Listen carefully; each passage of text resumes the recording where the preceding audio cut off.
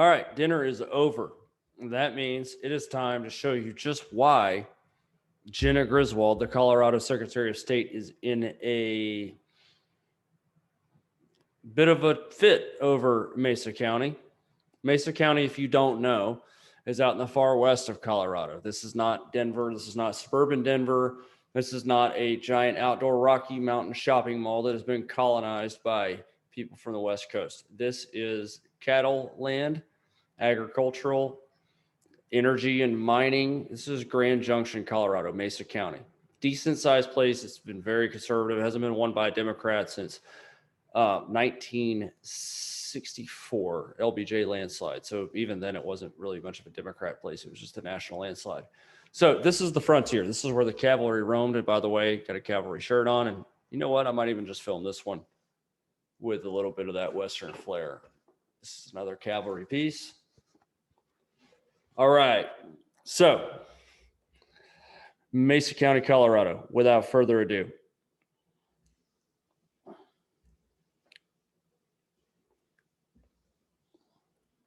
%5 population growth, not much. So the city, Grand Junction, has grown about 8% in the last decade.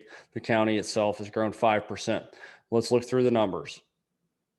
2004, we have a pretty solid landslide. This is the last time the Republicans have carried Colorado in a national election. That was Bush. Okay, Bush did pretty well with the Hispanic working class.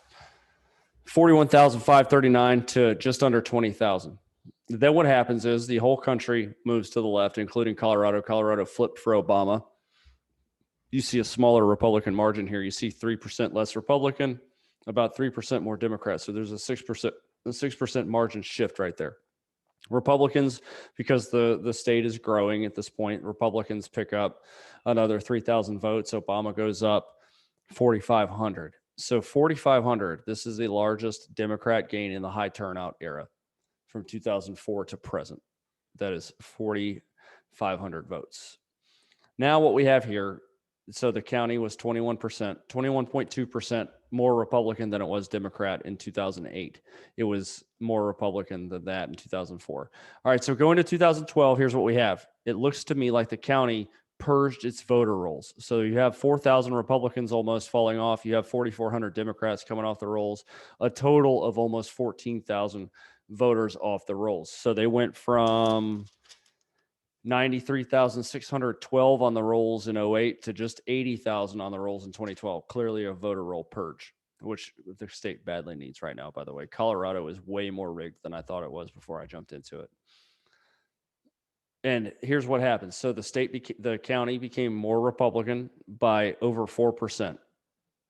And it was not because the parties gained votes. I mean, obviously they scrubbed the voter rolls. They may have gained new people that are registering Republican and Democrat, but as a net, the voter rolls both declined for both parties. And you have a larger Republican victory, 65.1, smaller Democrat number. So the county became about 3% more Republican, which was forecast by this move in Republican registration. Now, here's what we have in 2016. We have a slight move towards the Democrats. This is because both parties lost. The Republicans, being the lead party in the county, lost more. So the county became more favorable for Democrats, but only by half a point. Trump gains about 2,300 votes over Romney.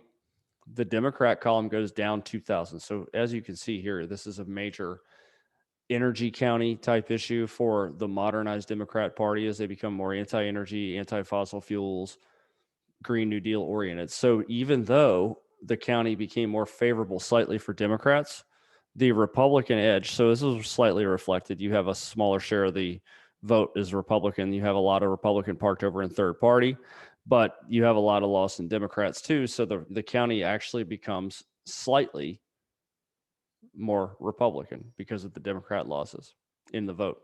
Now here's what we have. This is confounding to me. We have the county moving 1.1 points towards Democrats. So if this is legitimate, then you can expect the margin to be tighter. You can still expect the Republican to win the county handily, but you can expect it to not be 36 points. You know, you might expect something underneath 30 with a number like that. Here's what went into it. You had 7,197 new registered Republicans and 2,229 registered Democrats. So just for the sake of the exercise, we're going to call both of those authentic. So I'm going to be forecasting some growth for the Democrats. Although that's a lot more than they've been registering. And I think the main issue in Colorado and a number of other states is the voter rolls. They increased their overall voter roll in Colorado well over 30% in just one election cycle. That's since the beginning of Colorado having voters ever. That's pretty impressive. So I think what you see in Colorado is a lot of independents and phantoms. And here's why: you have a total of 24,000 net new registered voters after just 346 last time. And of course, you had the voter roll clean out the previous time. So they went from 80,000 registered voters to almost 105,000 registered voters in this election. I think that means the voter rolls are packed with so-called independent phantom voters. So I'm going to show you why. So look what Trump did this time. Trump added 7,000 votes in Mesa County, Colorado. If I'm looking at this, and I saw this county was trending Democrat, even though it was 1.1 points, it typically reflects the county's going to move to the left.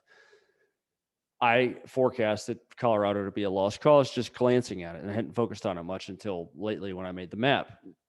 But we have, so the appearance of counties in the state itself moving left in Democrat registration, you can look a little bit deeper. You can see this is a ton of new Republican registration, 7,197 new registered Republicans. And that resulted in almost that exact number of new votes. So you have almost 57,000 Republican votes. This is a Republican record by more than double in the high turnout era. You see, the previous record was McCain. It was pretty much the same. It was Bush to McCain, and then McCain to Romney had almost the exact same. It was about 3,000 votes each time. Trump 2,000, but this time gain of 7,000 votes. That is not the mark of an incumbent president that has issues with the base or even independents. But look at the Democrat column. Here's the Obama peak at 24,000, and then they're stuck. Even with population growth, they're down a little bit, and then they're down 2,000. This is your sign that the Democrat energy policies are absolutely a no-go in a county like this. So we have a pattern: 24, 24, now we're 22. We're under 22. Some of this third party is Democrat, some of it's Republican. I would split it in half, and I'm very generous in my estimates. So if we split it in half and give the Democrats 3,000 of that, and then we give them 2,000 more voters, then we're looking at 25, 26,000, maybe 27,000. We're looking in the mid 20s for a forecast for the Democrats. And that's being generous because the pattern actually might suggest that they're going to be stuck at this number in the low 20s. So if I'm forecasting the Democrat total, and I know Trump is at 57,000, which is a Republican record, meaning he probably took old Democrats and made them into Trumplicans.